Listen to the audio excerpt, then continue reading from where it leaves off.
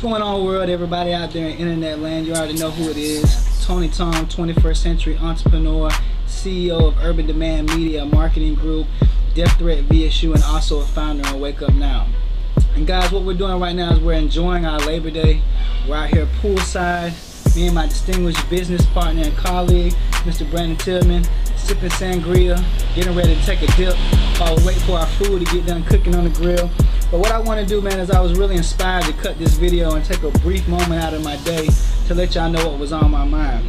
Now today, all across the globe, there's hundreds of thousands, millions of people that are celebrating Labor Day, and a lot of people are getting ready to grill out.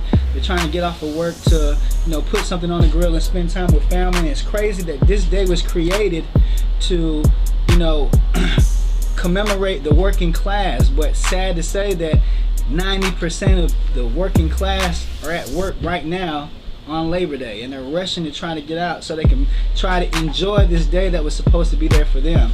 But real quick, a lot of people celebrate this day and they don't really know where Labor Day came from or what it was commemorated for.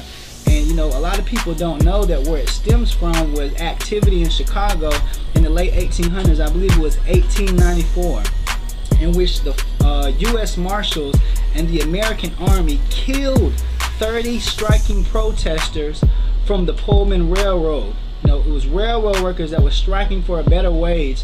And government agencies, along with the Army and the federal the Marshals, they killed these striking workers. And what happened was, immediately after, President Grover and Congress, Grover Cleveland, and the Congress at hand, what they did was they commemorated this day to signify that particular event. So that's why we're celebrating Labor Day for hundreds of years after the situation. So just a little piece of history, that the reason why this day was created was to commemorate people who died. They died in order to fight for a working wage that they can actually survive off of. And here we are over 100 years later. It's the year 2014, and people still don't have a living wage that they can actually live off of, a decent wage. Minimum wage, if we take a look at $7.75 for people getting entry-level positions, that's what? $300. I know. So after taxes, that equates to, roughly what, about $1,200? $1,200, maybe not even $1,200, maybe $1,000. So with $600 rent, with your light bill, with your phone bill, with your water and your sewage, that pretty much takes up everything you make. And we haven't even talked about food and clothing yet, or gas to get to work, or any other expenses that you have. So we got to think about how realistic is this traditional way of thinking that we've been taught so long. But enough about my viewpoints and what I think about the subject matter. I definitely want to give my close friend, Mr. Tillman, an opportunity to share some of his thoughts on the situation, because I know he has something to say as well. Well, yeah, I definitely want to say happy Labor Day to everybody out there. But the working class is getting smaller. The job force is shipping a lot of major corporations overseas for less money. I know everybody, knows that. But that's something that really needs to be looked at and taken into consideration. The middle class dream is also becoming less likely these days. It is the year of the millennials, and I'll let Tony elaborate on that in just a moment. But the typical 40-year working career path is dwindling as well. Some things you need to keep in mind on this Labor Day. Absolutely. And as he was saying, like the year of millennials are people that go out and find how to create income for themselves. And in this economic time that we're in, where the unemployment rate is rising, jobs are being outsourced, as Mr. Tillman said, to other countries, we really have to take time to embrace entrepreneurship. If we don't embrace entrepreneurship, we're going to be stuck working for somebody who did, and we're going to get stuck in that 40-40-40 plan, what I like to call it, where you find a job that you can work for 40 hours. Phone's ringing.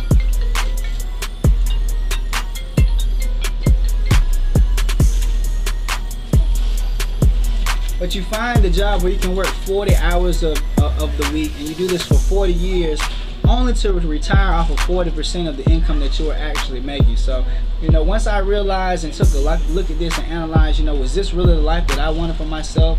Look at multiple people who had lived this 40-40-40 plan and look at how their lifestyle is now. Did I really want to adopt that as my own? So after I felt like and realized that I wanted better for myself, it was pretty much a no-brainer to get started in business for myself and create multiple streams of income and opportunities where I can actually create money for myself and not have to worry about somebody else giving me employment or something of that nature. So guys, I don't want to take up too much of your time. I just felt like it was necessary for us to cut this video while we're enjoying our drinks, waiting for the food to get ready to be served off of the grill as we enjoy the day poolside. You know, there's a lot of other people who are working right now waiting to get off so they can you know, come do what we're doing, spend time with the family, grill out, and you know, we just got to keep an open mind to other opportunities, because if nothing's changed in your life over the past 5 years, if you continue to make the same decisions, the next 5 years aren't going to look too different either. So all I got to say is keep an open eye to other opportunities and embrace the entrepreneur from within. Tong, Brandon Tillman, signing out.